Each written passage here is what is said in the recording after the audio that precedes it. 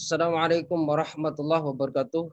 Selamat pagi anak-anakku semuanya. Semoga kita semua senantiasa diberi nikmat sehat Allah sehingga patut kiranya untuk selalu bersyukur ini. Lebih-lebih di masa pandemi ini nikmat sehat sangatlah berarti. Anak-anakku sekalian, marilah kita melanjutkan materi tentang surat Al-Maun. Namun sebelum kita melanjutkan materi kita pada pagi hari ini, marilah kita berdoa bersama-sama. A'udzu billahi minasy syaithanir rajim.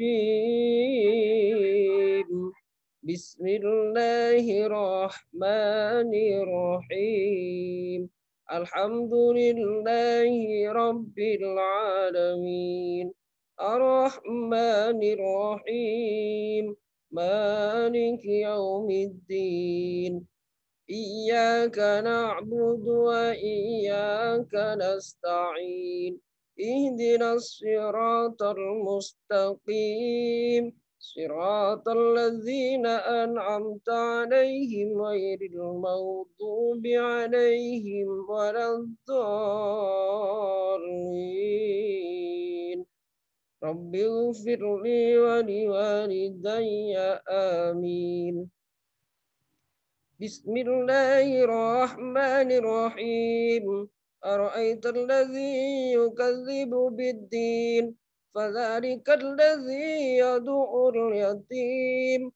Wa la yahuddu 'ala ta'amil miskin. Fawailul lil musallin. Alladzina hum an salatihim sahun. Alladzina hum yura'un wa yamna'una al-ma'un. Bismillahirrahmanirrahim. Raditu billahi rabba wa bil islami dina wa bi Muhammadin nabiyyan wa rasula. Rabbi zidni ilma warzuqni fahma. Rabbi syrah li sadri wa yassir li amri wahlul 'uqdatam min lisani yafqahu qawli. Amin. Baik anak-anak sekalian, jika pada minggu kemarin anak-anak sudah diberi tugas untuk menghafal dan menulis surat Al-Falaq, maka pada pagi hari ini Pak Hafid akan menjelaskan tentang isi kandungan yang terdapat di dalam surat Al-Maun. Apa saja isi kandungan yang terdapat di dalam surat Al-Maun, anak-anak? Al-Maun adalah sebuah surat yang diturunkan di kota Mekah. Al-Maun itu artinya barang yang berguna. Al-Maun secara bahasa artinya barang yang berguna. Surat Al-Maun ini diturunkan di kota Mekah sehingga diberi nama atau tergolong surat Makkiyah. Makkiyah ini diturunkan sebelum Nabi hijrah ke Madinah. Makanya kemudian diberi atau tergolong dengan surat Makkiyah. Ciri-ciri surat Makkiyah itu biasanya pendek-pendek anak-anak. Kemudian di sisi yang lain ciri-ciri surat Makkiyah yang lain biasanya ayat yang diawali dengan lafadz ya ayyuhan nas, ya ayyuhal kafirun itu biasanya diturunkan di kota Mekah. Tetapi kalau ada ayat yang diawali dengan ya ayyuhalladzina amanu itu berarti sudah turun di kota Madinah dan tergolong surat Madaniyah. Jadi surat Al-Maun ini tergolong surat Makkiyah. Kemudian surat Al-Maun terdiri dari 7 ayat seperti yang anak-anak hafalkan minggu kemarin. Dan surat Al-Maun ini menempati urutan yang ke-107. Nah, anak-anakku sekalian, apa sih isi kandungan yang terdapat di dalam surat Al-Maun? Nah, yaitu tentang pendusta agama. Mengapa dikatakan sebagai pendusta agama, anak-anak? Siapa saja yang tergolong dan termasuk sebagai pendusta agama. Bismillahirrahmanirrahim. Ara'aital ladzi yukadzibu biddin. Apakah kamu perhatikan orang yang mendustakan agama? Fadzalikal ladzi yad'ur yatim. Yaitu orang yang menghardi anak yatim. Jadi kita itu sangat dilarang untuk menghardi anak yatim. Anak yatim ini sangat istimewa anak ya. Karena terdapat kurang lebih puluhan atau sampai 30-an Allah menyinggung tentang anak yatim. Anak yatim adalah anak yang ditinggal ayahnya sebelum dia balik.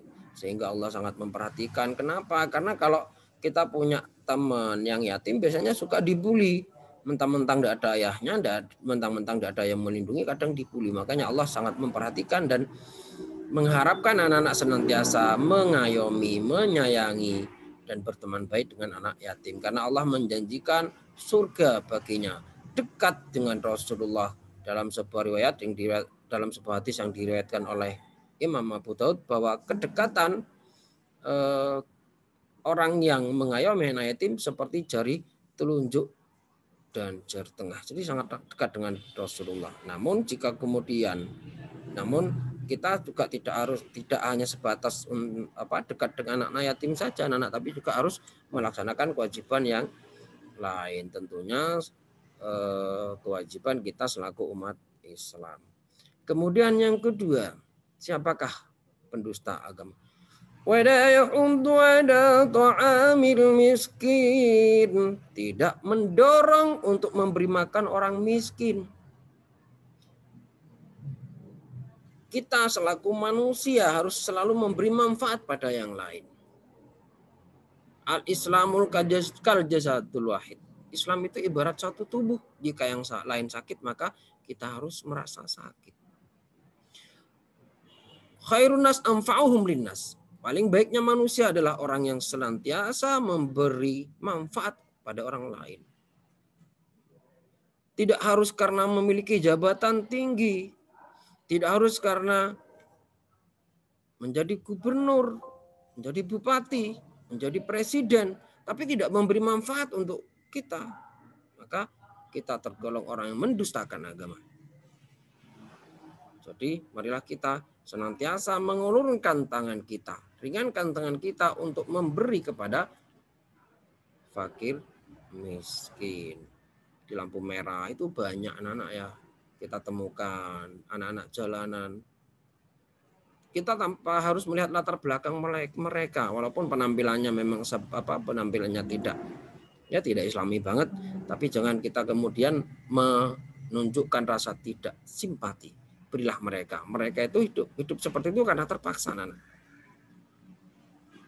hidup karena terpaksa, mungkin karena keadaan, karena broken home sehingga kadang stres, atau karena memang terpengaruh oleh lingkungan, oleh teman, diajak. Jadi kita punya uang sedikit, kita sisihkan. Kita punya teman di sekolah, kalau masuk misalnya teman kita ternyata lupa nggak bawa uang saku, kita kasih. Karena itu adalah bernilai ibadah. Jadi kalau di lampu merah, sisihkan. Mereka tuh ngamen bukan tidak punya malu mereka malu. Sehingga Pak Hafid teringat sebuah lagu tahun 80-an, kalian belum lahir. Selamat tinggal wahai semua lampu merah, biarlah jadi suatu kenangan dalam hidup ini. Ini sebuah lagu populer yang kemudian seorang penyanyi bernama Ferry Fadli ya kalau tidak salah ditemukan ketemu dengan seorang produser, akhirnya rekaman jadi artis. Siapa tahu mereka yang hidup di bawah lampu merah suatu saat jadi artis. Doakan saja semoga kehidupan mereka lebih baik seperti kita ada, dan kita yang punya kemampuan lebih kita sisihkan. Kita patut bersyukur anak-anak ya, kita sudah bisa sekolah daripada mereka yang hidup di pinggiran, tidak pernah menikmati pendidikan. Makanya kemudian kita manfaatkan waktu semaksimal mungkin untuk mencari ilmu Allah, untuk mencari dan mengharapkan ridha Allah. Baik. Pendusta agama yang ketiga adalah orang yang lalai dalam sholat. Jadi celaka. Ini golongan orang-orang yang celaka. Kenapa celaka? Karena lalai dalam sholat. Apa yang dimaksud lalai dalam sholat? Selalu menunda-nunda waktu sholat. Sekarang sudah jam 12 misalnya. Sudah terdengar azan. Allahu Akbar. Allahu Akbar. Azan. Tapi karena kalian asik dengan game, main PUBG, COC dan macam-macam game online ya, mabar sama teman-temannya, dipanggil sama mama sama papa, ayo nak, ayo nduk sholat. Ya sebentar mas, sebentar lagi. Diulur-ulur sampai jam 2 diingatkan lagi sampai mama papa marah. Itu tidak salah anak-anak. Kenapa? Karena mama dan papa mengajak kalian ke jalan ridha Allah untuk masuk ke surga Allah bersama-sama. Jadi jangan lalai dalam sholat. Jangan menunda-nunda waktu untuk sholat. Ketika terdengar azan, maka segeralah ambil air wudhu, kemudian sholat. Sehingga kita tidak termasuk orang yang celaka, orang yang lalai dalam sholat. Baru terdengar tarhim di masjid. Assalatu wassalamu alaik. Kalian baru ambil air wudhu. Aduh, begitu kalian takbir Allahu Akbar, tiba-tiba apa? Azan asar. Aduh, sudah sholatnya jadi dusar. Duhur dikumpulkan dengan asar. Ini yang dimaksud dengan lalai dalam sholat. Atau dengan pengertian yang lain, lalai dalam sholat sengaja meninggalkan sholat. Itu juga tidak boleh. Bahkan dalam sebuah riwayat, dalam sebuah hadis, man taraka sholata muta'ammidan faqad kafar. Barang siapa yang meninggalkan sholat dengan sengaja, maka dia sungguh telah kafir. Kenapa? Kafir dalam tanda kutip anak-anak, bukan murtad keluar dari Islam. Kenapa dianggap kafir? Karena sengaja menentang perintah Allah. Ya, jadi anak-anak usahakan kalau sudah sholat, ya, kalau sudah masuk waktu sholat segeralah sholat.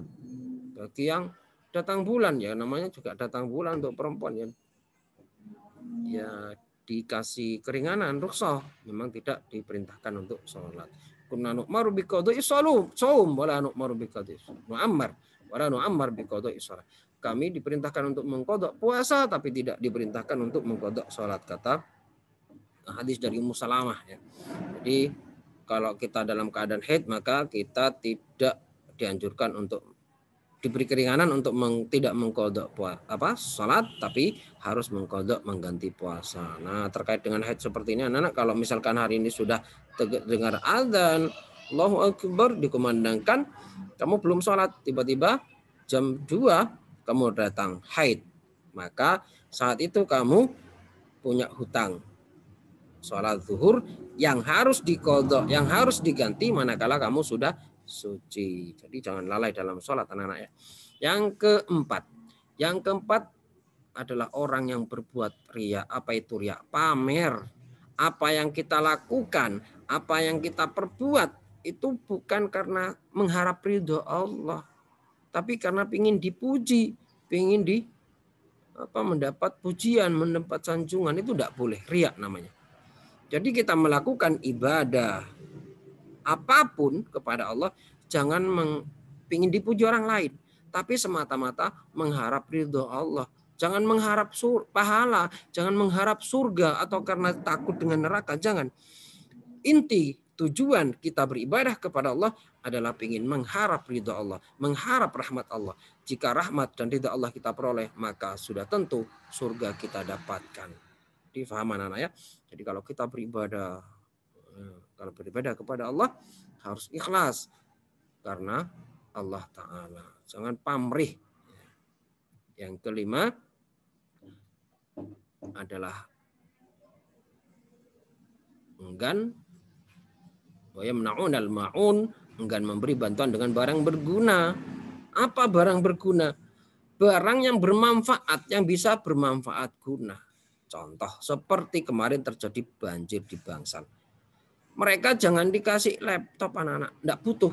Ketika ada bencana alam, yang mereka butuhkan adalah sandang, pangan, papan. Sandang itu pakaian, Pangan itu makanan, papan tempat tinggal, dan obat-obatan tentunya. Jangan dikasih barang yang lain.